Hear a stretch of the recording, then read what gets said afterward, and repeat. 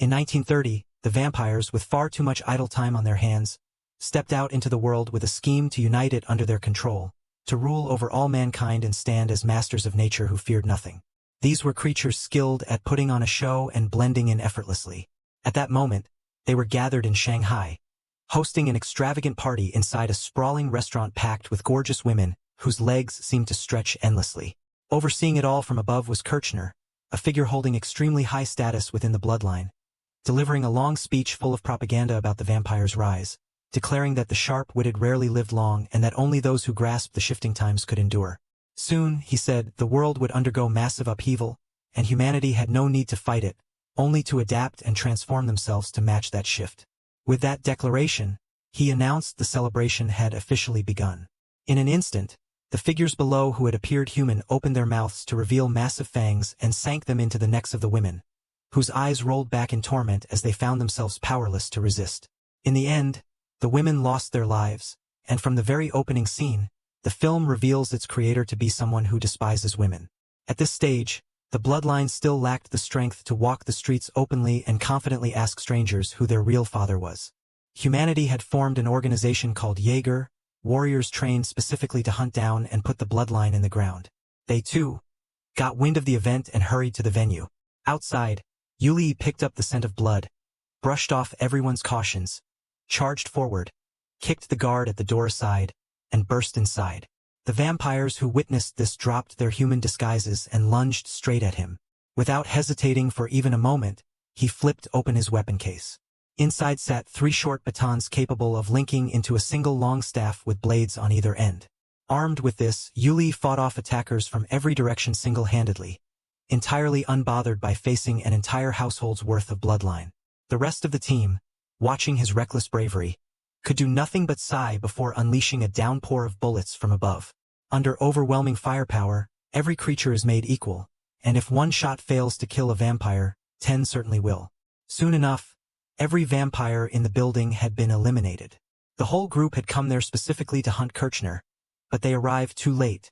He had already bolted like a thief caught in the act, leaving nothing more to be done. Now their only option was to continue the chase all the way to Japan.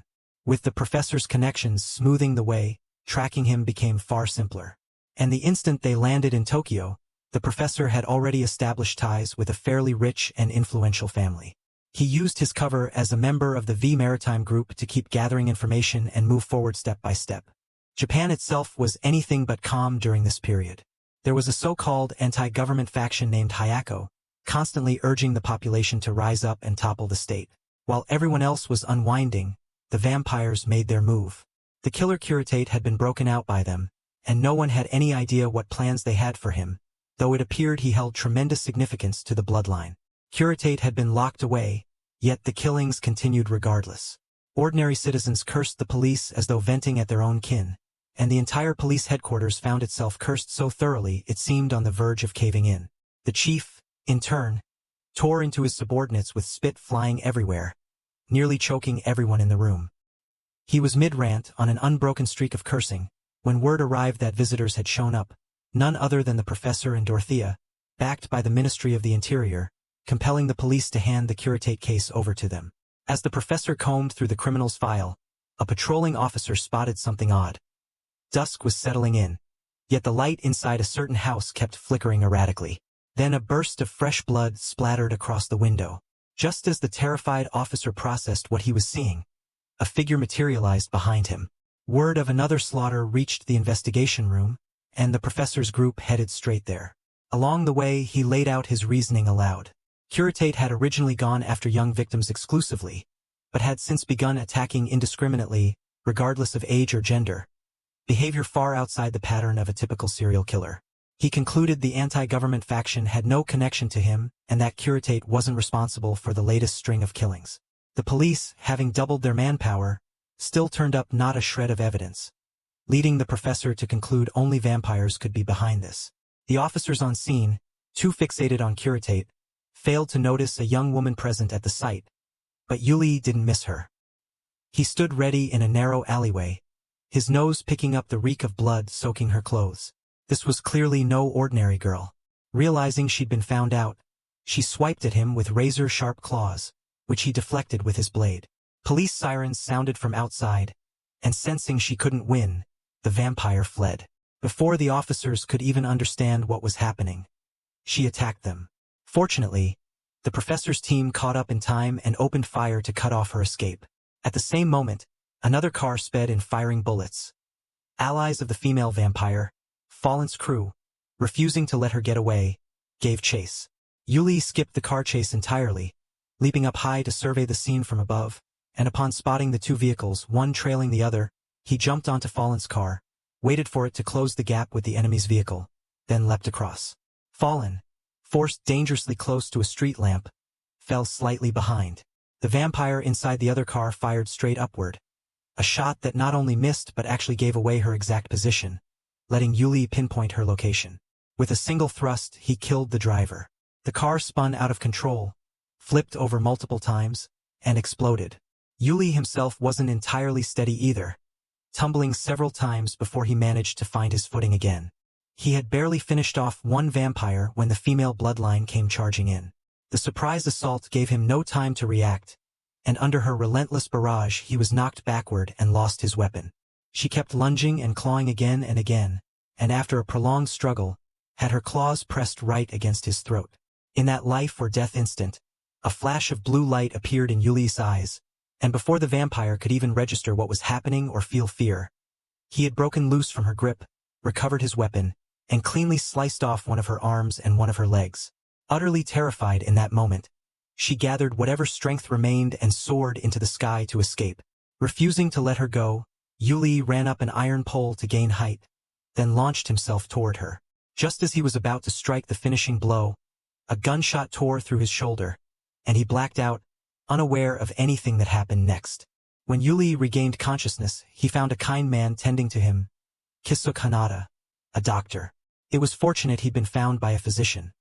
Had he instead run into a coffin dealer or an undertaker, it would have been game over, his whole life cut short right there. Alongside Kisuk, his young daughter Saki had also been watching over him for the past 2 days. Having been unconscious, that entire stretch left him ravenously hungry, and he ate like a wood chipper, astonishing even Saki. The professor's group soon tracked their way to the house, and Saki grew quite wary of them, since Fallen's appearance was rather intimidating. The professor didn't fault Yulie for having charged in so recklessly, understanding that instinct as something like an unstoppable machine dragging him forward, and that something inside Yulie had warned him he'd regret it deeply if he hadn't given chase. Still, the professor could only sigh and remind him that even an animal must move with its pack, especially a wolf. Only then could its full strength emerge. He felt this family was genuinely good people, and since they'd taken Yulie in, he ought to stay and recover here rather than squander their kindness. To be cautious, he'd leave Philip behind in case of trouble. That was how things stood for the moment. That night, unable to sleep, Saki sought out Yulie instead of going to her own father, not wanting to disturb him. Her mother had long since passed on, and even if Saki could somehow fly without wings, she'd never be able to reach her again. To soothe the girl, Yulie chose to read her a story until she drifted off to sleep. That particular night turned out calm and peaceful for him. Elsewhere, things were far from peaceful. The anti-government Hayako faction struck again, wiping out the entire family of a biology researcher, and this attack looked more dangerous than before, carried out by something resembling ninjas. To handle the threat, the government sent in a special investigation unit. They had actually arrived some time ago but had taken no action, quietly observing from a distance. The professor's group had drawn their attention thanks to the commotion they'd caused on the highway earlier, something the professor had no idea about as he continued gathering intelligence as usual. The next morning, Yulie woke up in perfect health, his body practically monstrous in its recovery.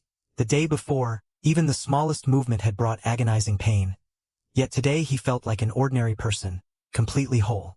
Down below, Saki was watering tomato plants, explaining that her mother had once wanted a garden full of tomatoes, and since her father stayed too busy, the task now fell to her.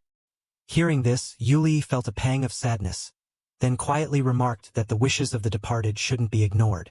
Kisuk, despite being a brilliant physician, had been unable to save his own wife, a failure that consumed him with grief and self-blame.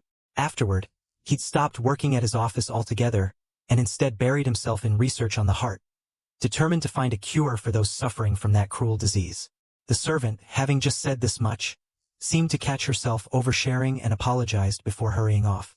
Meanwhile below, Yulie helped Saki build supports for climbing plants, working like a seasoned pro while Philip poked fun at him from the sidelines. Saki wondered aloud whether Philip actually disliked Yulie that much. In truth, Philip didn't hate him at all. He was simply bored and enjoyed teasing him a little. Philip was about to play the girl a tune when Kisuk burst outside and swept Saki into an embrace. He had finished his project, and from that point forward, heart disease would no longer mean a death sentence for its patients. They'd finally have a real path to reclaim their lives. If Saki's mother could witness this moment from above, she'd surely rest easy, knowing her death had fueled her husband's determination and would go on to save countless lives. What none of them realized was that the household servant was secretly working for the bloodline. She rushed off to report the news and was killed on the spot for her trouble. At the police station, the professor had just pieced together the puzzle. Hayako was targeting researchers and stealing their findings, very possibly on behalf of the bloodline. On top of that, Fallen discovered the car used to rescue the vampire days earlier was registered under Kisuk's name.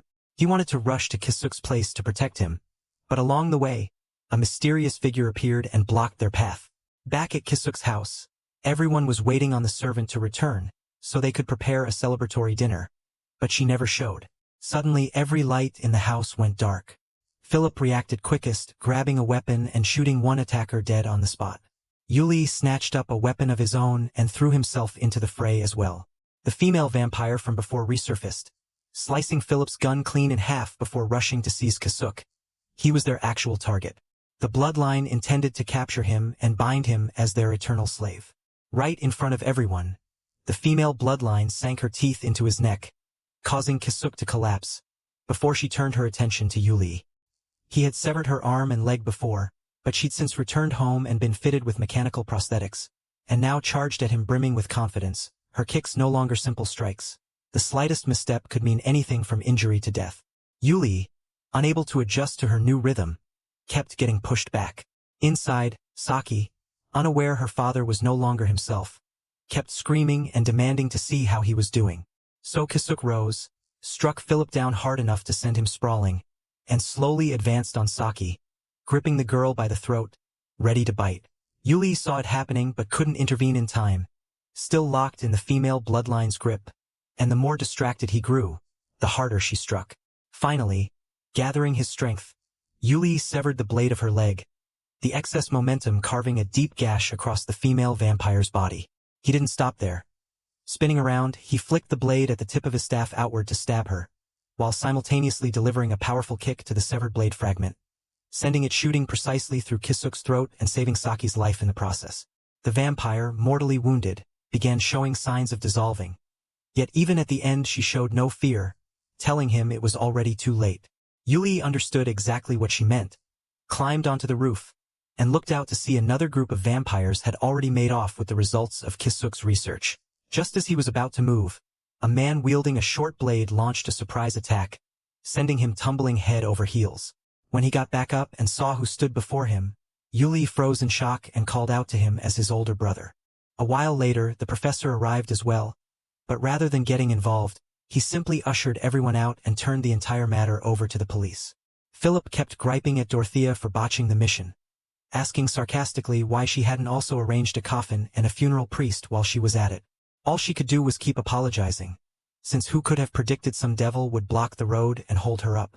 The professor said nothing, only watching Yulie, whose face and mood were anything but good. The Special Action Squad also received word of the incident. The lone witness was Saki, who recounted everything she'd seen. That vampires crumble to dust upon death, leaving behind nothing but their clothes and belongings. Major IBA found it hard to swallow. In this world, he might buy a rumor about some guy having a girlfriend, but ghosts, bloodlines, vampires, how could such things possibly be real? The following morning, everyone could tell Yulie was still weighed down by what had happened the day before. Philip, ever the troublemaker, deliberately came in to announce that Saki had been taken in by relatives. In his opinion, probably the right call for her, since a clever girl like that would surely land on her feet. Yulie didn't see it that way. Losing someone you love, especially the last loved one left in the entire world, is never a good thing, regardless of how matters eventually turn out. Philip paused at that, but when Yulie noted he was acting unusually strange today, Philip frowned and walked off. This prompted Yulie to recall his own past. He, too, had once been a carefree boy, his biggest concern competing with his brother over whose urine could travel farther. Yulie handled the cold terribly, which is why he let the deer in front of him escape. Mikhail, right at that moment, loosed an arrow with precision and brought it down. Yulie felt a flash of annoyance, certain that if he hadn't sneezed at the crucial second, the kill would have been his. Mikhail told him to just tell everyone back home that he'd been the one to catch it. Eagerly, Yulie asked, "Really?" Mikhail answered, "Of course not." The two then bickered the whole way home, racing one ahead of the other. Yulie's village had few residents, but in return, everyone shared a close and tightly knit bond. Upon seeing the deer, they immediately proposed a feast, with the venue naturally being the old man's house next door. Every time this happened, he'd clean up until he was sick of it and wanted to chase the whole crowd out, but it never worked. When they decided to come, they simply came. After the meal, a peaceful moment settled over Yulie's family and the village elder. They discussed the Ark, something of enormous importance to Yulie's clan. Everyone was forced to keep relocating, constantly changing where they lived, just to search for it. Yulie had once declared boldly to everyone that once he found the Ark, he would protect his brother and mother, then the elder, and then every member of the clan. In the middle of this passionate speech, Yulie sneezed again, sending everyone into laughter. His mother pulled him into her arms to warm him up, telling him she'd soon have a gift ready for him. Just then, Fallen arrived from outside. Not knowing how to properly comfort someone in such a state, all he could think to do was invite Yulie out to eat and drink to lift his spirits. Afterward, Dorothea stopped by to check on him, and as before, Yulie simply thanked her and left it at that. Finally came the professor, since only someone as experienced and wise as him could genuinely offer comfort. Yulie felt sorrow both for Saki and for himself, reuniting with his brother under such circumstances. Above all, it appeared the vampires had come to Japan this time specifically searching for the Ark, the very thing he'd never once cared about. Years earlier, while Yulie slept soundly, he heard chaotic noise from downstairs, growling, and the sound of things crashing to the floor. He woke and went down to find a vampire pinned against the wall, dissolving. On the ground lay his mother, gravely wounded, and no matter how hard Mikhail tried, he couldn't stop the bleeding. Knowing her survival was hopeless, she told Mikhail he had to lead his little brother away from that place. Before drawing her final breath, she took an unfinished knitted scarf and wrapped it around Yulie's neck, urging him with everything she had that he absolutely must live. Yulie had been utterly devastated by that tragedy, and now, seeing Saki fall into a similarly dire situation, he was consumed by self-blame. What made it even more unbearable was spotting his brother, the one who should have died in that same event years earlier, as the two of them fled. Mikhail suddenly gave Yulie instructions as though this were the last moment they'd ever share, and that turned out to be exactly right. Ahead, 4 or 5 vampires came charging, and without a second's hesitation Mikhail ran forward to engage them. Mikhail was a hunter, not a trained fighter. His combat skills back then were crude and riddled with openings. Very quickly, he took claw strikes that left him with fatal wounds, prompting Yulie to grab a gun and charge in, desperate to beat the vampires off and save his brother. But he could accomplish nothing. His attacks didn't even scratch them, and seeing this, Mikhail kicked Yulie off the edge of the cliff. The slick snow combined with the force of the kick carried him forward. One vampire spotted this and gave chase, and Yulie fled desperately through the snowy night with the creature at his back, determined to take his life. It clawed his mother's scarf away, which troubled him deeply, but there was nothing more he could do since it had already lunged at him. Without a blade in hand, that bite would have ended his life. The scarf fell from above and covered the vampire's face, and something in Yulie seized it and tore it apart with all his strength. Yulie stared wide-eyed at the scene. A flash of blue light appeared in his eyes, and his entire body lunged forward like a savage beast, mauling the vampire to death. Afterward, Yulie lay there waiting for death to claim him too, thinking how nice it would be to reunite with his brother and mother in the next world. Whether it counted as luck or misfortune, the professor found him right then and brought him back. Yulie was overwhelmed with grief but had no tears left, and the professor urged him to eat something or he'd die. Yulie wanted exactly that, to die, but the professor didn't force the issue. If he wanted death, so be it. But the professor believed that wasn't truly what this unfortunate boy wanted deep down. And so Yulie survived, sustained by the fire of vengeance, swearing to wipe out the vampires down to the last claw, a vow he was absolutely determined to fulfill. Up to this point, Yulie had now seen his brother. That outward appearance was unmistakably Mikhail, though it was entirely possible he'd been turned into a vampire. Yulie's resolve wavered. If he didn't eliminate the bloodline, what would become of the vengeance owed to his mother and the people of his village? But if he did, his brother, who had traded his own life back then and been turned into a vampire to protect him, would have to die by his hand today. He'd been thrust into a situation that couldn't have been more agonizing or impossible. Even the professor, hearing all this, had no idea what to say, uncertain how to help Yulie navigate such a tangled state of mind. Perhaps only Yulie himself truly understood, and only he could work through it.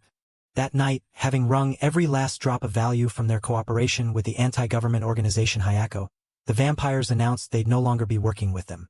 The messenger sent to deliver this news was instantly hurled through the air, and the group's leader took it as a grave insult. They weren't something the vampires could pick up and discard on a whim. The vampire quickly shot back that ever since the terrorists had begun their discriminatory campaign of killing foreigners entering Japan, the Western vampires had grown displeased, and it was only now that they decided to end the arrangement. But the terrorist leader didn't care. He drove his sword into the vampire's shoulder and dragged it along in a long gash. The wound was so severe the bloodline died right there on the spot without a chance to retaliate.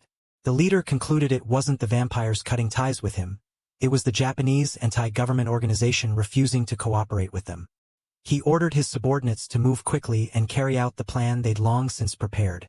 Meanwhile, Yulie's group was reviewing documents in preparation for an upcoming mission. Just then, Kyoko came in from outside to invite them to dinner.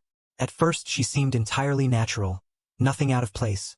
But the moment her eyes landed on Yulie, her demeanor shifted, turning bashful and stammering. Philip and Dorothea exchanged glances and immediately understood what was going on. Only the thick-headed Fallen remained oblivious, looking around and asking what exactly everyone was talking about.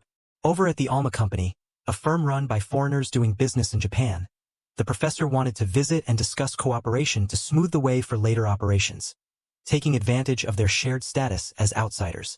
The conversation, however, didn't go especially well. The people he spoke with agreed to his proposal, but those above them did not. It seemed further negotiation would take more time. On the way back, the professor crossed paths again with Major IBA, and it was anyone's guess whether that was coincidence or deliberate. Beyond that, IBA brought up Kisuk's death, suspecting he'd been murdered rather than dying by accident as the official record claimed. The professor stayed silent, leaving IBA unable to extract any further information. As soon as he stepped away, IBA ran into a major general on the verge of a promotion, and through their exchange it became clear the general was preparing for mass production of weapons. Given how unstable Japan and the wider world were in 1930, this was a fairly reasonable move. At the NEA house, the group again went over the intelligence they'd gathered. First was Hayako's hideout. They'd already cleared out, with signs of a struggle left behind. From this alone, the professor could tell the bloodline and the Hayako organization were now enemies, no longer cooperating. Hayako surely wouldn't let this go quietly. The plan was to exploit the friction between the two sides to pull off something significant and wipe out every bloodline present. When evening arrived, everyone dined together with the NEA family, and Ryoko, while eating, noticed Yulie preparing to leave on assignment. Before she could even feel sad about it, she spotted Dorothea, with her considerably ample chest, standing quite close to him. Glancing down at her own comparatively modest figure, Ryoko felt a wave of anxiety, unsure whether she could possibly compete with that woman. The next morning, as Yulie and Dorothea boarded the train, neither had any clue that a figure was trailing behind them, flickering in and out of view, refusing to give up the chase. Who else but Kyoko? Dorothea was rather puzzled as to why Yulie would volunteer for an assignment at all, given his usual total lack of interest in such things. Yulie simply wanted to kill as many vampires as possible. The waiting had made him restless, eager to hunt them down at once. That was the surface reason. What Yulie actually looked forward to was reuniting with the brother he wasn't sure was friend or enemy. Kyoko, tailing along behind, was quite anxious about what she'd do if Yulie discovered her, worrying over how she'd explain herself so her intent to follow him wouldn't come to light. On top of that, Major IBA was also curious who the V Maritime Group's people intended to meet on this assignment, so he tagged along too. Back in Tokyo, once Yulie had departed, the anti-government organization Hayako made another move. They stormed into the Alma Company carrying bags of swords and masks and marched straight into the office. Anyone with any sense who saw them coming would have grabbed their sandals and bolted first, But a few who didn't grasp the danger tried to intervene, the result being their heads and bodies parting ways permanently. The people in the office began screaming, terrified and unable to believe what was unfolding before them, that a band of madmen would dare kill in broad daylight. What proved harder still to believe was watching the killers go on to slaughter the entire office. The luxurious, spotless workplace was transformed in an instant into a scene of carnage. The smell of blood thick enough to make anyone shudder just walking in. The leader kept one man alive for interrogation, wanting to know Kirchner's whereabouts. At first the man held firm, refusing to talk, but on the verge of death he finally revealed that the director was testing a new weapon. Meanwhile, the professor was inside an intelligence agent's bar gathering information, the two of them also discussing the escalating conflict between the terrorists and the bloodline. The professor had suspected from the start that the Alma company wouldn't survive long, though he wasn't certain of it until his subordinate alerted him and he saw the smoke and flames rising in the distance. The professor ordered everyone to find a way to rendezvous with Yulie first. On Yulie's end, he was mid-stopover, and just as it seemed he'd continue on, he suddenly leapt off the train and switched direction, heading back toward Tokyo. Dorothea and Kyoko, baffled by what was happening, still chased after him regardless. Dorothea didn't press him much on it since the agency was footing the bill. If he wanted to go play or take a swim, that was fine by her. As long as she could give her superiors a reasonable explanation, that was enough. Yulie had picked up the scent of the bloodline on this very train, though he could no longer detect it up where he was now, meaning whoever it was must still be aboard. Hearing this, Dorothea didn't know what else to say except to warn him against making a move here, or innocent bystanders would get hurt. Besides, she'd already struggled to keep pace with him during ground combat, so if he moved to another car, she'd truly be helpless to assist. He accepted her point and decided he'd wait for the right opportunity to strike rather than acting like a reckless hothead. Meanwhile, Kyoko, having spent so much energy chasing him, hadn't noticed all her money had spilled out of her bag, leaving her with only a handful of small coins. Not nearly enough to cover her ticket. She meant to dig into her backpack for more cash, only to remember she'd left it behind on the train heading out of Tokyo. In the end, she had no choice but to trade an item for her ticket, hoping whoever accepted it would bail her out later. Yulie's instincts had been correct. This train carried vampires, and not just any vampires but high-ranking ones, targets of considerable value whose deaths would spare a great deal of future trouble. Having just agreed to hold back, Yulie wasn't even sure he could keep that promise, because standing before him now was Mikhail. He had appeared. For a moment, Yulie didn't know what to do, unsure whether this was the brother from years past or a mortal enemy. Fortunately, Mikhail didn't lunge to attack, but instead sat down calmly and addressed him as little brother. From this, Yulie knew he hadn't been mistaken, and it left him even more heartbroken to confirm his brother had become bloodline, the very creature he'd always despised and sought every means to destroy whenever possible. As a vampire, Mikhail technically should have killed Yulie on the spot, which was why he'd been unable to explain anything the last time and had simply left. It had also been Mikhail who shot and wounded Yulie. He'd received orders to kill his brother no matter what, but couldn't bring himself to do it. With wind that strong that night, it wasn't implausible the bullet's path had simply veered off course. Yulie found it rather surprising that Mikhail had never once used a gun throughout this whole time, relying only on a crossbow. Using a gun would make it far easier for Jaeger to pick up the bloodline scent and hunt them down. Finally, Mikhail asked why Yulie had shown up here at all. Without hesitation, Yulie answered that it was to kill bloodline, which left Mikhail rather puzzled. Then why hadn't Yulie struck him down on the spot? Wasn't that the whole point? Yulie hesitated, and Mikhail, speaking now as an older brother rather than an enemy, urged him to let go of everything.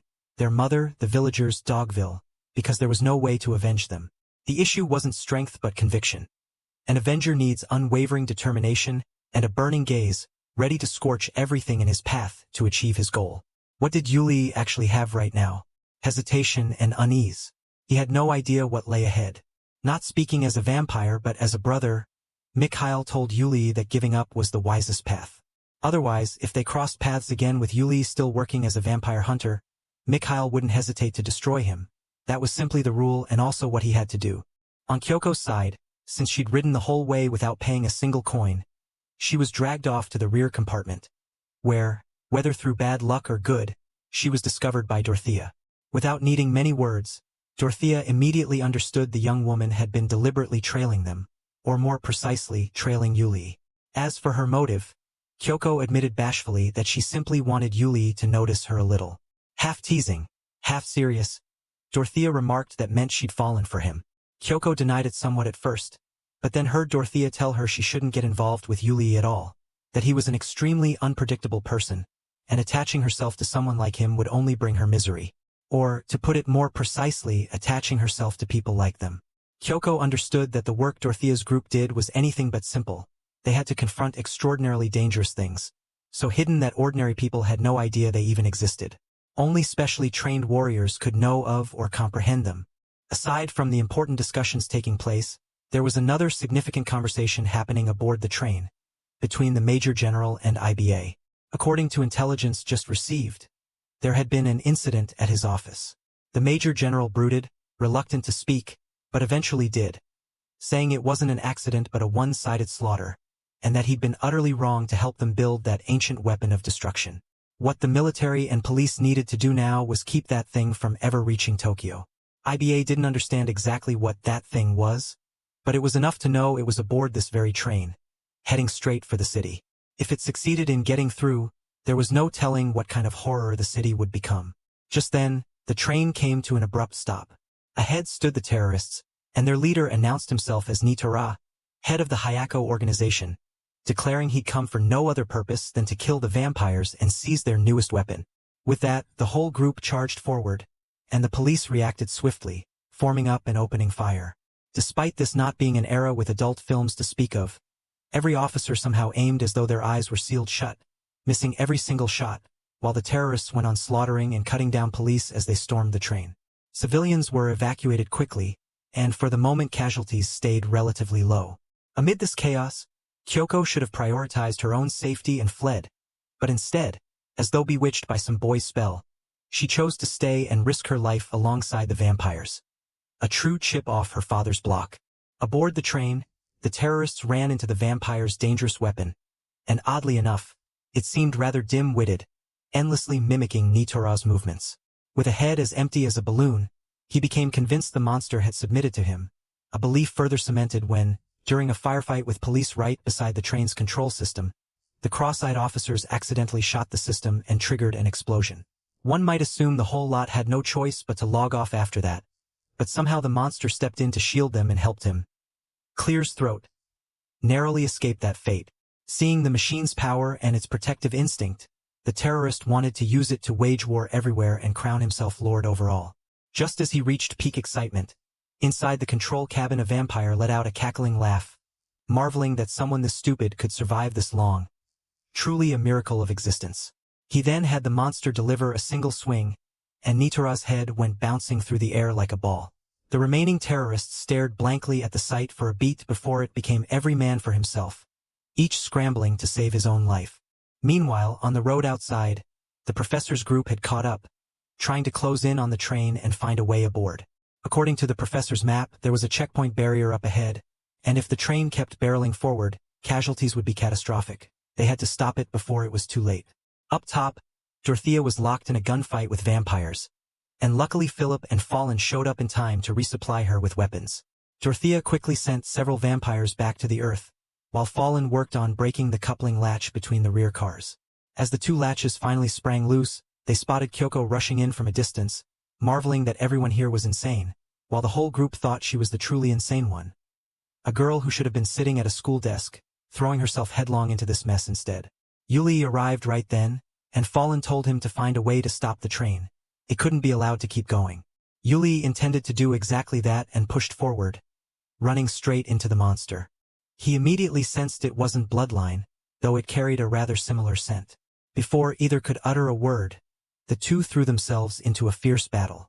Behind them, Major IBA witnessed this and had to turn back, running into Dorothea's group, and thanks to that decision, he got to watch Kyoko use her quick-draw swordsmanship to cut down a vampire, its corpse crumbling into dust. Witnessing this supernatural phenomenon firsthand, IBA finally accepted that vampires truly existed in this world. Ahead, Yulie's fight continued, and he ran into trouble as his opponent's entire body proved hard as iron and steel. No matter how he slashed, no blood sprayed out, only sparks. Mid-fight, the monster grew too frenzied and broke free of the vampire's control, charging straight ahead, and the bloodline connection that had allowed it to function snapped from that moment on. Just then Mikhail appeared, and rather than attacking Yulie, he targeted the monster instead. Moving with nimble agility, he wove through its earth-shattering blows and severed one of its arms. He then lured the monster up onto the roof of the train, and once the two faced off, Mikhail, wielding his blade like a swordsman capable of piercing anything, delivered a fatal strike that finished it off cleanly. An explosion followed, and the whole car collided with the barrier and toppled sideways, catching Yulie in the blast too. Before leaving, Mikhail told him that if he ever became a monster like that, Yulie should kill him. Yulie had no time to process what he meant before Mikhail added that only by finding the Ark could Yulie accomplish such a thing. With that, the battle drew to a close. The vampires paid little mind to the loss of their weapon. What concerned them most was that the Ark wasn't in Tokyo, meaning they needed to leave the city quickly. The scientist responsible was utterly choked with resentment. Did they have any idea how many sleepless nights he'd endured, even neglecting to care for the little brother between his legs, all to build that thing? And yet they simply said scrap it, and scrapped it went just like that. Refusing to accept it, he went off to gather more materials to build a replacement. Kirchner paid the man no attention whatsoever, viewing someone like him as nothing more than a prodigal wasting the family fortune. Luckily, the bloodline had always carried an image of being filthy rich, capable of living off inherited wealth for 10 generations without lifting a finger, the only reason they could still afford to keep him around. Otherwise, the whole lot might occasionally have gone hungry. Kirchner now cared only about eliminating Jaeger, the group of humans who never stopped hunting him. On Jaeger's side, Fallen and Philip were stuck fumbling with car repairs, since Fallen's reckless driving the day before, short of pulling off a front wheelie and a sideways wheelie, had nearly turned the vehicle to scrap. Philip felt they should just call Yulie in to handle it, given how skilled he was at this sort of thing, but Fallen thought this wasn't the right time, that Yulie needed to be left alone to process everything and calm down. Once again, it was the professor who noticed the unease weighing on Yulie's mood, entirely understandable given the circumstances. After all, who could easily accept that the one surviving loved one who'd beaten impossible odds now stood on the opposing side of the battlefield as a sworn enemy? To spare Yulie the inner torment, the professor took the initiative to suggest he give up being a vampire hunter altogether, so he'd no longer be at odds with his own brother and could live peacefully alongside him. Yulie flatly refused, since hunting and killing vampires was exactly what the professor had trained him to do in order to survive from childhood into adulthood. How could he simply be told to quit and just walk away? The professor acknowledged he had indeed taught Yulie how to kill vampires for the sake of revenge, but had never framed that as a reason to keep living. No one, he said, could survive by clinging to hatred alone, least of all Yulie in his current state. The only solution the professor could see was what Mikhail had already hinted at. The Ark held the key to resolving all of Yulie's present troubles. Through it, Yulie might be able to save his brother, either restoring Mikhail from vampire back to human, or striking him down and granting him release. The trouble was, Yulie didn't even know what the Ark actually was. Back then he'd been too young, paying it no attention and caring nothing for whether its shape was crooked, round or square, whether it was a living creature or simply an object. Only Mikhail knew what it truly was, perhaps the very reason they'd kept him alive up to this point. Turning to Kyoko's situation, her father, upon learning she'd risked her life in that train explosion, was furious beyond words. He'd been relieved thinking his daughter was finally out having fun and causing mischief like her friends, figuring a wealthy family could easily weather a little trouble. Who would have guessed she'd plunge headfirst into a death trap instead? Had Kyoko's mother still been alive, it wouldn't have been surprising if he'd taken a few swings at his daughter out of sheer worry. The military returned her sword along with a message that they wanted her to continue training, but her father refused, forbidding her from touching a sword ever again and insisting she focus on her studies instead. Scolded by her father, Kyoko wasn't the least bit afraid. She actually talked back, insisting she wanted to explore the world and uncover the truth hidden behind so many covered-up incidents. The head of the NEA household was furious enough to want to curse Kyoko's father out directly, but couldn't bring himself to. In the end, he had no choice but to let Kyoko resume her sword training, just to keep her from rebelling further. Truly, a fine daughter indeed. On the police side, after so much upheaval, IBA finally accepted that this world wasn't normal, and that he needed to dig even deeper into the professor's group to learn more. He started by approaching the professor's intelligence contact, originally intending to leverage this unfamiliar connection to track down information about the vanished Alma company, only to end up having information extracted from him in reverse instead. He rushed back to the bar to report what he'd learned, but his expression darkened the moment he arrived. Uninvited guests had already made themselves at home. A while later, When the professor came by as usual to gather intelligence or simply chat, he immediately noticed something was wrong outside. Inside, the intelligence agent lay collapsed on the floor, seriously wounded, though not yet bitten. According to what he managed to say, they were already here. The professor turned his gun toward the door and staircase and fired. 2 enemies rushing out from that direction were struck down instantly. One lunged from above, and the professor tilted his body to dodge, stomped down on the attacker's head, and finished him with a single round, avenging his fallen comrade in the process. The professor quickly relayed the news to everyone that the bloodline had made their move, and the group began organizing into formation to meet the enemy. Kyoko heard the news and immediately geared up, telling her father to flee. Seeing her like this, he wasn't frightened by the idea of a monster on the way. He was more convinced his daughter had simply lost her mind, uncertain how he'd ever explain to his late wife that their daughter had ended up like this, high on something possibly beyond saving. Just then the lights in the house all went out, and sensing that maybe Kyoko wasn't so crazy after all, he followed her into the shelter. The 4 of them split into 2 defensive positions and waited for a stretch without any movement, with Philip assuming the enemy had given up on attacking. But that wasn't it. Yulie could smell them coming. Fallen's position took the first wave. The enemy smashed the door apart and peered inside with blazing red eyes, and when the group looked back, they were stunned by how terrifyingly large this force was compared to before. Forget fighting, with a single mouthful of spit each they could drown the whole group. Still, despite the overwhelming numbers, they refused to give up. Headquarters still owed them this month's pay, and dying before collecting it, only to become hungry ghosts begging down below, would be far too humiliating. Fallen and Dorothea simply kept fighting on. At Yulie's position, vampires came pouring in from the upper floor, though their numbers were small enough that he and Philip figured they could handle it quickly. The 2 looked outside and were left utterly stunned. The enemy resembled an entire army marching straight into the NEA house, no longer just a handful of attackers. Yulie meant to link back up with Dorothea when Kirchner appeared, sword in hand, staring straight at him, the last wolf man of the Sirius clan. Philip was about to open fire and blow his head apart when Mikhail rushed in and kicked him square in the face, then grabbed Philip by the neck like a chicken and hauled him up. Yulie wanted to rush to his rescue but found himself once again tangled up with Kirchner, whose strength was already formidable to begin with, now made worse by an equally impressive weapon that made the matchup far from easy. After struggling for a while, Yulie slid down the staircase and crashed straight into Mikhail's position, forcing him to release Philip in order to dodge the impact. Philip, knowing he likely wouldn't survive this fight, told Yulie to save himself and go. If he fled, no one would be able to catch him. But how could Yulie possibly abandon his comrades? He gripped his weapon tightly, bracing to fend off the coming storm of attacks from both Kirchner and Mikhail. Right as the battle was about to erupt, booming sounds rang out from outside, gunfire mixed with the screams of the bloodline echoing inside, thrilling everyone present. It turned out the professor had contacted Major IBA to bring the military into the fight. Ordinary bullets did nothing to the immortal vampires, but the ammunition the professor had supplied was different. Under it, all beings were equal, 1 round apiece. The bloodline inside, hearing the commotion, stopped their reckless charge and instead poured outside, eager for a life-or-death brawl with the soldiers.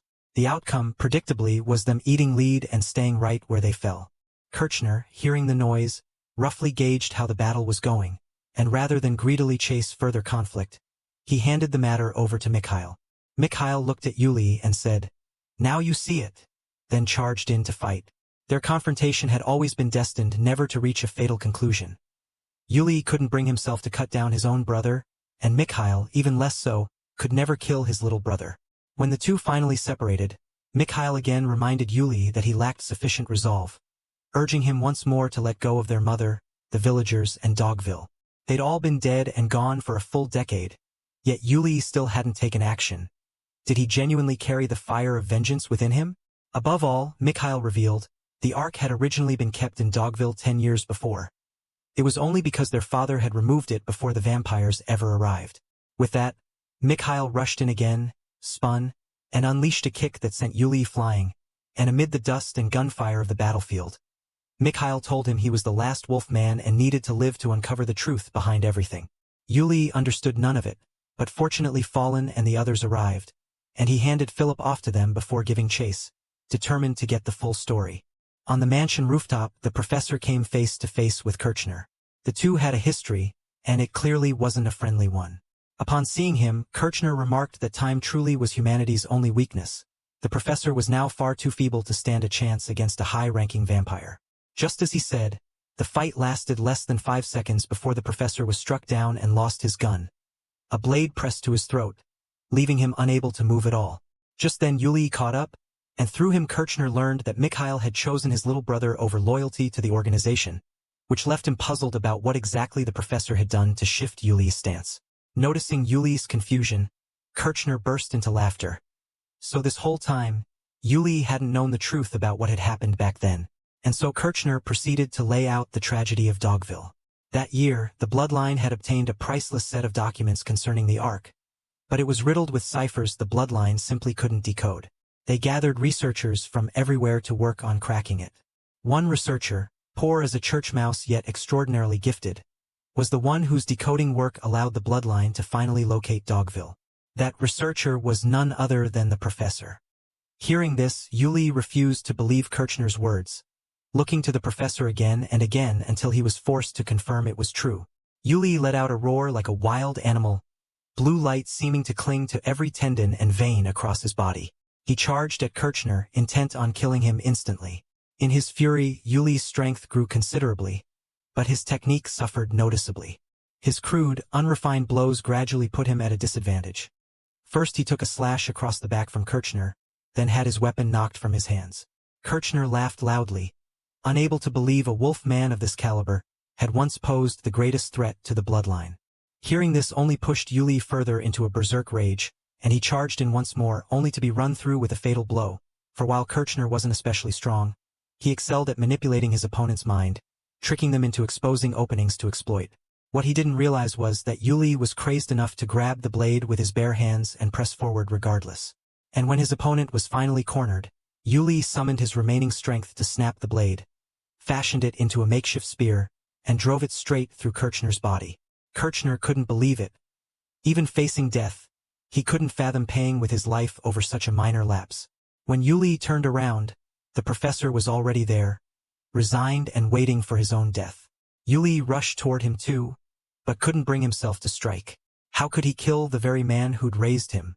Through the darkest days of his life, the professor had been the reason he was still alive, and now he was being asked to kill the man he'd come to think of as a father. Yulie wasn't the type to bite the hand that fed him, so he simply couldn't do it. The next morning, everyone began cleaning up the aftermath. The NEA house had been reduced to nothing but a scene of devastation, and Kyoko's swordsmanship instructor genuinely couldn't believe what he was seeing with his own eyes. As for the relationship between Yulie and the professor, it remained exactly as it had been. Yulie understood that even without the professor, someone else would have decoded those documents eventually.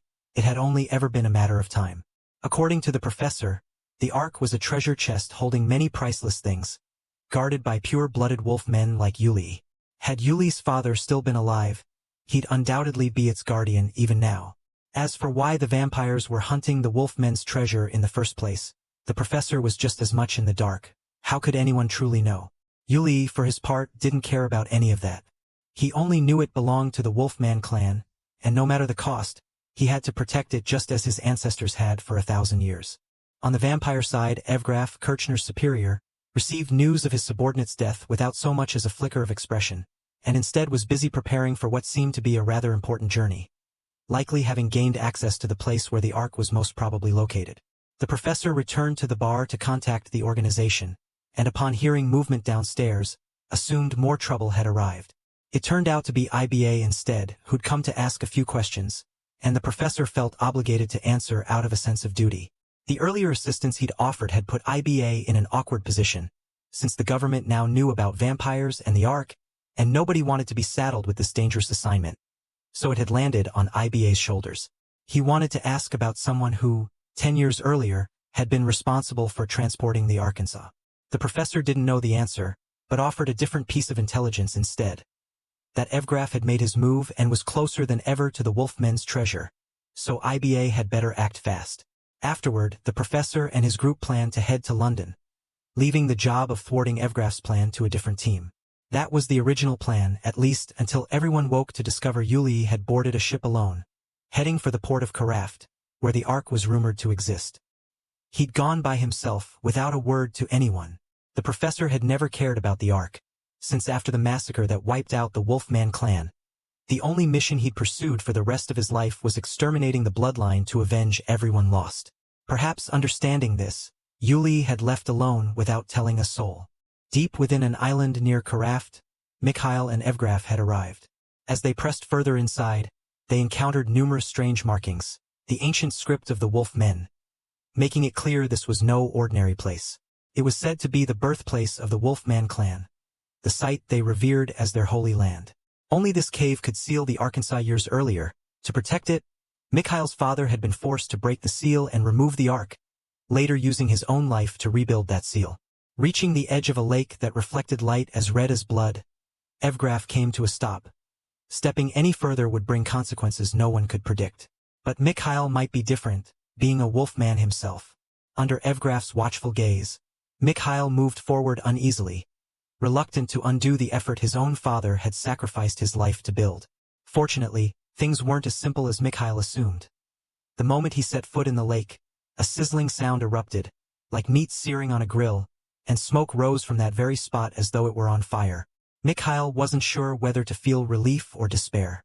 He wanted the Ark, hoping to use it to break the blood pact binding him, then kill Evgraf. The farther he advanced, the more he felt not just pain but a crushing pressure that left him unable to stay upright. Evgraf suspected that perhaps turning Mikhail into a vampire had corrupted the Wolfman clan's pure bloodline, causing his father's spirit to no longer recognize him as a son. A sudden force flung Mikhail backward, and he used that momentum to close in, hoping to kill Evgraf while he had the chance.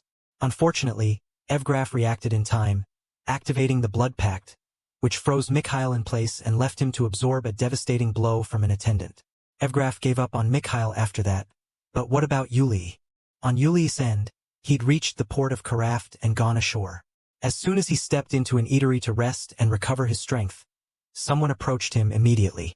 Yulie reached for his weapon case, ready to fight, but the man stopped him, insisting they knew each other and there was no need for violence. Yulie couldn't place him at first until the man introduced himself as a bishop of the organization. This bishop had once called headquarters requesting reinforcements, and yet only Yulie had shown up. Even more surprising was that he hadn't come as a vampire hunter at all. This man, too, knew about the Ark, so naturally he'd want to know more about the last surviving Wolfman. He intended to stop Evgraf from obtaining the Ark, kill him, and then destroy the Ark entirely. Yulie, on the other hand, wanted to protect the Wolfmen's treasure, meaning the two should work together rather than go it alone. The bishop knew someone with detailed information about the Ark and its location, so the two of them set off to find that person first. Back at the NEA house, when everyone noticed Yulie was missing, the group voiced concern, and dissatisfaction began building among them. Not because Yulie had gone off on his own, but because the professor seemed entirely unbothered, as though the organization's orders mattered more than Yulie did. The professor confirmed, without hesitation, that this was indeed true. But before heading to London, the group had something else to take care of. That same night, just as the head of the NEA household was reflecting on everything he'd endured with his family, he received a heartfelt letter announcing his daughter had run away from home. As the heir of the NEA household, Kyoko didn't want to stay confined to one place forever. Instead, she wanted to travel to London to gain experience. Mainly, it seemed, chasing boys. Whenever she landed one and brought him home, she'd return to take over the family business. Reading this, her father sank into thought, wondering if his daughter simply craved freedom. Very well then, he'd pack his bags and go to London with her. The servant beside him privately wondered what had become of all that freedom then. At the same time, Yulie and the bishop were traveling to meet the man holding information about the Arkansas. Along the way, Yulie asked whether the bishop was truly a vampire hunter, given that his entire body reeked of them. Spending too long in this profession had left the scent of monsters clinging stubbornly to him, impossible to wash away, and because of it he'd been targeted repeatedly, dragging his comrades into danger as a result. Since then, the bishop had chosen to work alone. Yulie understood this well, having left without saying goodbye for the very same reason, not wanting the other four to blindly follow him into danger without knowing what they were walking into. They were nearly at their destination when they spotted a house in the forest and had to rush forward, because the man inside was already under attack from the bloodline. The bishop drove the car, ramming several attackers aside, while Yulie handled the rest from behind. His opponents were no ordinary vampires but two high-ranking ones, capable of flight and armed with throwing knives. which threw the rhythm of the fight into chaos. Neither side could gain the upper hand until one of them resorted to a dirty trick, hurling a bomb into the middle of close-quarters melee combat. Yulie came through the blast entirely unharmed, and actually used the resulting smoke to his advantage, switching his weapon into chain form for a surprise strike that snared one of his attackers. He could have finished the enemy off right then, but held back after catching a look of genuine fear in his opponent's eyes, though, as it turned out, that too was merely a ploy to escape a dangerous spot, and Mikhail's earlier words rang true. Yulie really wasn't ready for revenge. He'd been fooled by a vampire. The bishop rushed in at the same moment, opening fire, and the two lower-ranking bloodline, sensing they couldn't win, chose to flee, even setting up a meeting for the next day, promising to bring Mikhail along to see Yulie. The bishop genuinely wanted to curse Yulie out for his hesitation, but the sound of a round being chambered behind them drew both their attention instead. The man tried again to ask whether Yulie was a wolf man, and when Yulie introduced himself in full detail, the man was left utterly stunned. It turned out he was the son of an old acquaintance. Yulie's father, Alexei, had once been his friend. The man stepped into the ravaged house and began cleaning up, since he'd long been passionate about studying the Sirius arc, and it was through that research that he'd first met Alexei.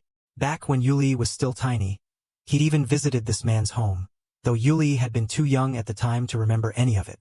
When Yulie asked whether the ark was currently here, the man declined to answer, though he most likely knew. That year, for reasons unknown, Alexei had taken the ark away, and the man had followed the trail, investigating his way here, eventually discovering Alexei had sealed it. As long as Alexei still guarded the ark, even Yulie couldn't retrieve it. Yulie wanted to press for more, but the bishop held him back. Today counted as a temporary success, and that much information was enough. At least the ark remained safe for now, with little risk of falling into Evgraf's hands. What puzzled both of them was why the vampires had come to kill this man in the first place. If they'd already made it to Karaft, that proved they'd cracked the document set, meaning extracting further information from him would be pointless. Killing him purely to silence a lead made even less sense for this group. When they wanted someone dead, nothing short of divine intervention could stop them. So how had it become such a coincidence that they'd struck right as Yulie and the bishop arrived? Piecing it together, the bishop guessed they'd actually been targeting Yulie himself, and that turned out to be exactly right. The two lower-ranking vampires returned home to report their encounter with Yulie, and Evgraf immediately decided to meet him at the Sirius Holy Land. The younger brother had to finish what the elder had left undone. Mikhail felt deeply uneasy, silently hoping Yulie would stay far away from the Arkansas. To make sure of it, he tried to slip out and intercept Yulie himself, but he was caught in the act.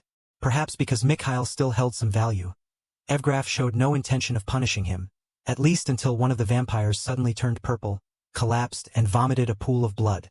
Among the bloodline, there existed a disease called blood rot, and to prevent it from spreading, Evgraf ordered the afflicted vampire eliminated. Normally, someone diagnosed with the disease would take his own life once the order came down, but this time the vampire defied it and even attacked his superior, a strange development since it meant blood rot could apparently undo the binding power of a blood pact.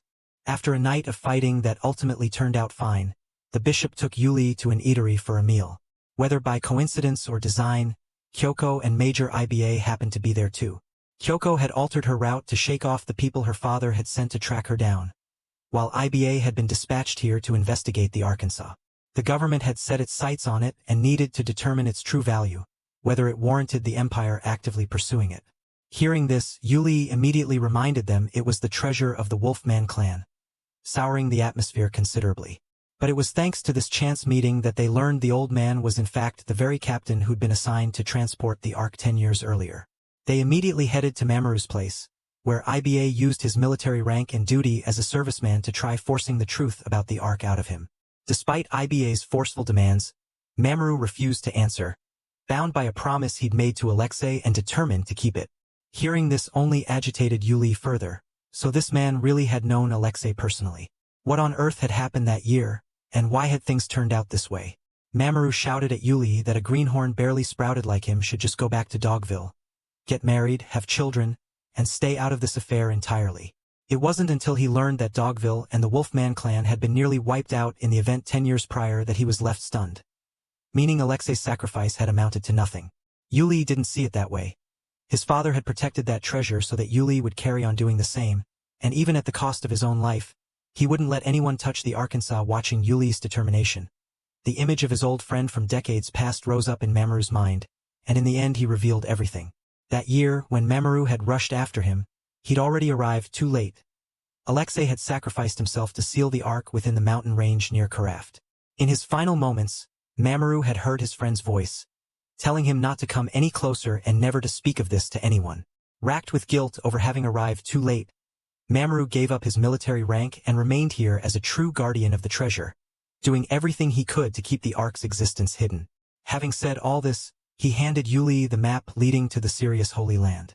So, the very next morning, Yulie and the bishop set off immediately, leaving Kyoko and Major Iba behind, since the two of them had no business confronting the horrors that awaited. What Yulie didn't realize, though, was that with his exceptional professional skill, Iba had memorized the entire map with just a single glance. On the professor's side, he didn't head to Karaft at all, but to Dogville instead. The vampires might move faster in their search for the Ark, but their entire effort still rested on the professor's own research and explanations. He understood the Sirius clan better than anyone. First, the professor buried the remaining bones of the Wolfman clan, apologizing for the wrongs he'd caused them.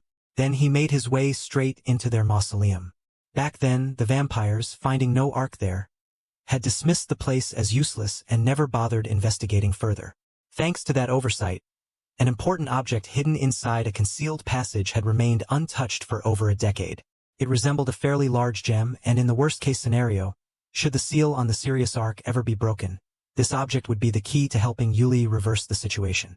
On Yulie's side, he encountered vampires on the way to the Sirius Holy Land, though it wasn't a serious problem, since his opponent wasn't Mikhail, Evgraf, or any of their formidable subordinates, but rather the scientist whose hobby of grandiose self-indulgence had reached its absolute peak. He constantly trailed after Evgraf, boasting about his elaborate plans, though most of it fell on deaf ears, since Evgraf simply ignored him, entirely uninterested. Standing before Yulie were reanimated dead vampires, iron helmets on their heads and flamethrowers in hand. Ordinarily, the scientist wouldn't have had the resources to pull off such a project, but the ongoing blood-rot epidemic among the bloodline had given him the opportunity, since even with Evgraf reacting fairly quickly, he still hadn't managed to contain it. More and more vampires had contracted the disease and died, and thanks to that, the scientist was able to continue his vampire reanimation scheme. For all his boasting and glib talk, it turned out he was unmatched in sheer stupidity. His weapons lacked mobility, a flaw Yulie exploited to destroy quite a few of them, especially that cannon. Somehow, in the middle of an unstable snowfield, this scientist had set up such a heavy weapon and fired it off like a machine gun. The snow cracked apart into a massive slab and came sliding down. Yulie and the bishop were caught in it too, but managed to react in time. Only the dim-witted scientist and his mechanical creations tumbled off the cliff, alive or dead unknown. Truly, it seems the clever ones often don't live long. Up in his hot air balloon, Evgraf, hearing that more and more vampires were falling ill, grew deeply displeased. 1,000 years earlier, he'd given up his humanity and had been content with that choice. But realizing vampires could still die from grievous wounds or blood rot left him deeply resentful. Why should that be, after becoming the most powerful creature on the planet? Did he still have to face death? Was it because filthy human blood still lingered somewhere in his veins? And so he sought out the Ark, rumored to hold boundless power capable of granting its possessor supreme glory. On Yulie's side, he'd finally reached the Holy Land and made his way inside. Facing the Red Lake, he stepped forward and encountered the same phenomenon Mikhail had faced. His body felt as though it had been placed on a grill, every piece of skin and flesh scorched, sizzling audibly. Yulie's knees buckled, but he refused to retreat a single step. He was the last member of the Wolfman clan, obligated to understand both his people and the treasure that his ancestors had died protecting. As if answering his resolve, an enormous column of water surged up and crashed back down, swallowing him whole. He saw again the memories of long ago, back when he was very small. Mikhail had taken his little brother out hunting and been attacked by a bear, his head badly wounded and bleeding heavily, yet he'd stood his ground, weapon in hand, to shield Yulie on his back. Fortunately, before the bear could strike, the kindly Mamoru spotted the scene and fired first, and thanks to him, Mikhail received the best possible treatment and recovered quickly. From then on, Mamoru had been welcomed warmly by the people there, and he genuinely wished he could stay in that place forever, but his duties as a serviceman wouldn't allow it.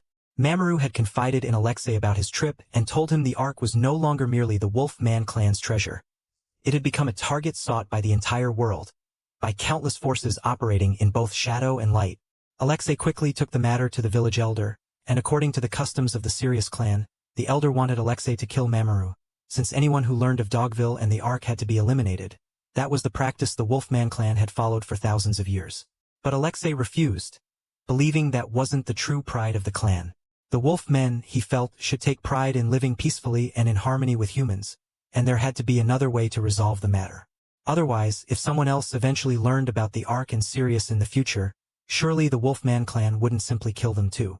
Alexei asked the elder to show him how to permanently seal the Ark, and in exchange, he would help his clansmen finally attain the peaceful life they'd always longed for. According to the elder, sealing the Ark required returning to the Sirius Holy Land, and only one person chosen by the Ark, Alexei, could perform the sealing ritual. In the process, his soul would be released and bound to that location forever. The elder asked if he was truly ready to make that trade. Alexei thought it over for a while, looking toward his two children. If sacrificing himself could grant them and countless others a happy, carefree life, why hesitate? Alexei bid farewell to his wife and children and departed, never telling them this was a journey with no return. Mikhail, as though sensing what was coming, chased after his father, shouting that he would protect his little brother and mother well. That was the story of years past. When Yulie regained consciousness, he saw his father standing before him. Alexei urged his son to go home now that he knew the full story, not wanting Yulie to share his fate. But how could Yulie possibly accept his father's soul remaining imprisoned here under the seal forever? This was a pain he couldn't bear. To Alexei, though, it was simply something that had to be done. Even though Dogville was gone, remaining bound to the Ark still mattered, and keeping the world at peace was worth doing. Yulie understood that, but bringing happiness to others didn't have to mean sacrificing oneself. He looked his father straight in the eye and insisted there had to be another way, that he wouldn't let his father stay imprisoned here forever. Alexei, seeing the small boy of years past now lecturing him in return, smiled, and ultimately handed the treasure over to Yulie. Just then, a column of light shot straight up from the Sirius Holy Land, illuminating the entire region. Evgraf, spotting this, laughed loudly, thrilled that the thing he'd been waiting for all this time had finally arrived.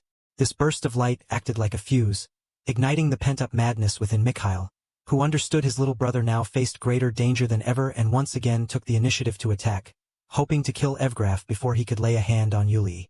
Unfortunately, the blood pact was absolute, and with a single thought from Evgraf, Mikhail was easily subdued, his mind stripped away, reduced to a puppet with only one directive: find Yulie and retrieve the Ark.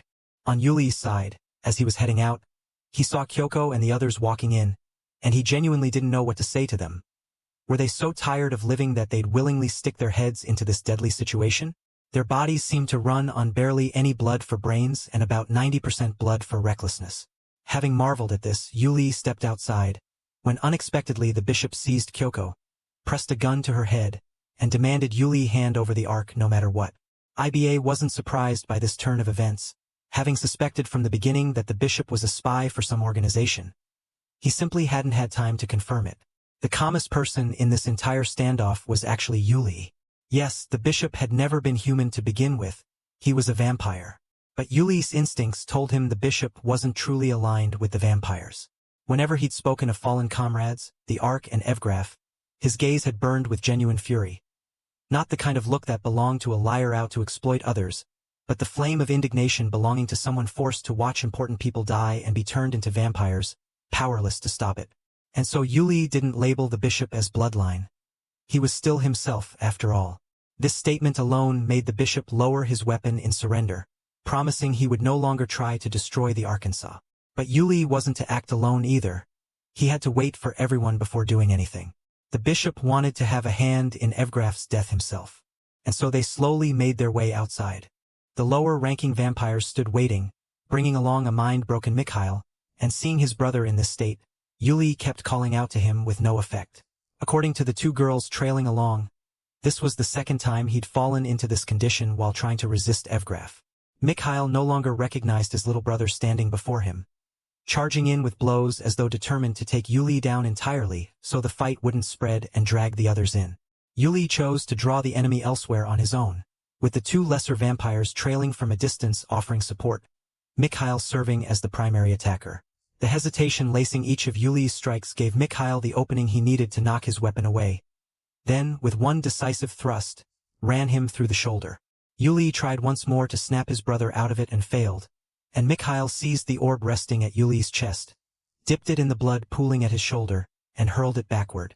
The two vampires, having gotten what they came for, shot up into the sky, intending to leave, forgetting entirely that below them remained a vampire who had always burned to destroy them.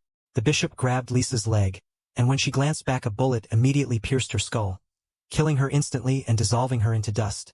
While the bishop shouted for Yulie to stay focused on Mikhail, he'd handle the arc himself. Down below, Yulie also found an opening to kick Mikhail away, snatching up a knife to keep fighting his brother. The two grappled for a while, and in a moment of carelessness Yulie nearly toppled into the pit below. At that very instant, Mikhail grabbed his hand and hurled him back up. Within those bloodshot eyes, Mikhail gradually began regaining his senses, and his first emotion upon waking was anger. Why, after being urged so many times to let it go, had Yulie refused to listen and charged headlong into danger regardless? Yulie had his own reasoning, though. He couldn't bear the thought of his father remaining trapped like this for hundreds or thousands of years to come. Alexei had sacrificed himself so the world could know peace, and this time Yulie intended to fight to make the Ark a source of pride for the wolf men, so they could finally live openly alongside humans instead of hiding as before. But if he pursued that path, Yulie would be putting himself in grave danger, and Mikhail didn't care one bit about the fate of the world, or whether the wolf men survived or perished. As long as his little brother could live a peaceful life, that was enough for him. Just then, Mikhail vomited a mouthful of blood, his once formidable body suddenly turning frail. While helping his brother along the way, Yulie had already guessed the reason. Mikhail had deliberately consumed the blood of someone afflicted with blood rot in order to neutralize Evgraf's blood pact, since it was the only method available to him. Before Yulie could even process this grim discovery, gunfire erupted from outside, not the sound signaling that the bishop had successfully retrieved the Ark and killed the other girl, but rather that he himself had been stabbed by Evgraf and could no longer move. Evgraf hadn't expected that within a single day, his blood pact would prove useless against two separate people. Despite his dire condition, the bishop showed no fear or hesitation, genuinely overjoyed to have heard Yulie regard him as human. His final wish in life was for Yulie to tear that blood-sucking parasite standing before him into 1,000 pieces. The words had barely left his mouth when Evgraf struck him down. Having secured what he needed, Evgraf departed arrogantly, and in the flush of victory declared he'd let Yulie live on as the last of the wolf dogs, marking this day as a milestone. Evgraf himself left, but his attendants stayed behind, and a horde of vampires charged the remaining four. While Yulie and Mikhail argued over who would chase down Evgraf, an airplane appeared overhead, raining bullets down on the scene, and thanks to this, the overwhelming numbers of enemies stopped being a problem. The nearby attendant was also drawn off by the plane and didn't pursue the two Wolfman brothers, opening a window for them to chase after Evgraf's hot air balloon. With the airplane's assistance, the professor was the first to board the enemy's airship, but in the end he arrived too late. Up in the hot air balloon, Evgraf had already finished reciting the incantation and fused with the Arkansas. His whole body lit up with veins of gold and black threading across his entire form. He was no longer simply a vampire. He'd become something truly transcendent, and it would prove difficult, perhaps impossible, for any creature to stop him now. In the sky, Evgraf's attendant showed no mercy toward Fallen's group of three, stirring up chaos and dragging the whole plane down with him. With more brawn than brains, he shouted, trying to summon power the way other protagonists might, but the narrator bluntly noted there was absolutely nothing behind it. The sound of a round being chambered rang out right beside his head, and with a bang, he was sent back to the earth. On the professor's side, seeing that Yulie still hadn't caught up, he headed to the control cabin to slow the hot air balloon's descent. So absorbed was he in adjusting the speed for Yulie's sake that he left himself exposed, taking a searing claw strike from a vampire. Luckily, he wasn't bitten, and instead managed to shoot the attacker dead, helping Yulie climb aboard the balloon. In the observation cabin, Mikhail had caught up to Evgraf just in time to witness him successfully fuse with the Arkansas. Mikhail lunged in, hoping to reclaim what belonged to his clan, but was knocked flying backward with a single blow. The gap in power between them had grown so vast that Mikhail, who could barely have won before, now stood no chance whatsoever. Nearby, the remaining maid watched with delight, believing that if Evgraf had grown this powerful, their blood rot epidemic would no longer be a concern. But that was only wishful thinking on her part.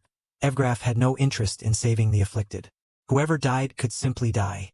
What he wanted now was to forge an entirely new species. The maid, seeing Evgraf's eye replaced by the ark itself, recoiled in terror. What frightened her even more was that when he bit another vampire, the creature didn't transform. It died instantly, with no new life born from the act at all. Undeterred by this first failure, Evgraf turned his gaze toward the maid instead, and just as she was about to be seized, Yulie arrived in time to stop it. Evgraf understood exactly what he intended to say and launched into another rant about how only the Wolfman clan could wield the Ark's power. If that were true, though, why had it been sealed away and discarded in some forgotten corner for the past 5,000 years? Fueled by his newfound power, Evgraf formed the ambition to eliminate both the Wolfmen and the ancient bloodline who refused to support his vision, then forge a new vampire species to rule the earth. That dream sounded beautiful enough on its own, and just as Evgraf strode forward proudly and grandly, he suddenly froze in place. His whole body then convulsed violently, various parts of it swelling abnormally. Once the strange transformation ended, Evgraf was no longer human or bloodline at all. He'd become a monster shaped roughly like a man, a pair of bat wings sprouting from his back. Instead of majestic and noble as before, he now looked hideous and thoroughly repulsive. Even so, Mikhail recognized his current strength was nothing to underestimate, and he took the initiative to charge out and draw Evgraf's attention, buying whatever time he could. Yulie intended to give chase as well when the professor stopped him, asking carefully about his motive for releasing the seal on the Ark, why he'd do something that appeared so reckless. Yulie answered without hesitation that it was to carry forward the pride his father had built for the Wolfman clan, not one of hoarding a treasure with power as vast and terrible as the gods, but rather a life of peace shared among many species, humans and bloodline included. Hearing this, the maid found it difficult to believe, while the professor nodded in approval and praised him for it, then handed over the object he'd retrieved from the mausoleum, since only with this piece could the Ark be made whole and unleash its full power. For 5,000 years, the Ark had sat unused, perhaps waiting all along for someone who truly grasped the reason behind its immense power. Outside, Evgraf was on the verge of finishing off Mikhail when Yulie arrived and sliced off one of his arms, though it accomplished nothing, since the severed limb instantly regenerated as though it had never been touched. Yulie tried again, catching Evgraf off guard to bring down another strike and sever his leg, with the exact same result, no difference at all. The two of them, witnessing this unbelievable spectacle, still refused to give up, splitting into separate directions and launching wave after wave of attacks, hoping to inflict wounds beyond what Evgraf could recover from. But against his sheer strength and absolute regenerative power, their efforts seemed painfully small. Just as Evgraf was about to strike Mikhail down, his arm abruptly turned to dust and dissolved. Yulie seized the opening to stab him from behind, though he too was sent flying, but the leg he'd severed earlier showed the exact same decay. Proof that Evgraf could no longer fully control the Ark's power. Recognizing the situation had turned against him, Evgraf tried to flee, and how could Yulie possibly let that happen? He lunged forward and grabbed the sword hilt, intending to split him clean in two, but Evgraf reacted quickly and knocked him down. Mikhail swooped in from a distance, and the two brothers coordinated their assault, one striking from above and one from below. Yulie swung his blade to carve a deep gash across Evgraf's body, while Mikhail accepted a hit in exchange to clasp his hands into a point and drive them straight into Evgraf's eye, forcefully gouging the Ark free. Evgraf's body began to show signs of crumbling to dust, and Mikhail delivered one final strike to finish him off completely. The tyrant of this story was finally dealt with, but the price paid was Mikhail's own life. To him, this was the most satisfying ending imaginable. His mother and the villagers avenged, his little brother safe, and himself finally free from anyone's control. Mikhail hadn't felt this content in a very long time. The last thing he urged before passing was that Yulie absolutely had to keep living. The hot air balloon plummeted from the sky, and the gravely wounded professor lay along the seashore. Through his hazy vision, he watched Yulie wielding the Ark's power in its complete form. What Yulie wished to convey was that if he ever became someone like Evgraf, the professor should do everything in his power to kill him. Finally, Yulie called out the word father, thanking him for everything he'd done for him over the years. With that event behind them, those who needed to grow up finally did. Kyoko no longer rebelled or ran away from home, instead finding her way back to inherit the family fortune, build a career, and serve her community. She couldn't save the entire world the way Yulie could, but contributing to making it a little better was still within her reach. The professor also recovered quickly, though his vampire hunting team was down to just 4 members. Meanwhile, Yulie, now bound to the Ark, had to live in hiding, since the whole world would otherwise be hunting him. On the deck of a moving ship, people spotted a white-haired man walking alongside a high-ranking vampire. His superiors had ordered the professor to capture Yulie no matter what, and he did go there, though not to follow the organization's orders, only to see Yulie again.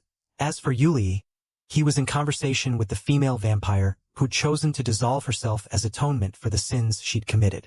In the end, she begged him to save the bloodline, insisting only he could accomplish such a thing. Even without her plea, Yulie would have done it anyway, since this was the very meaning of the Arkansas.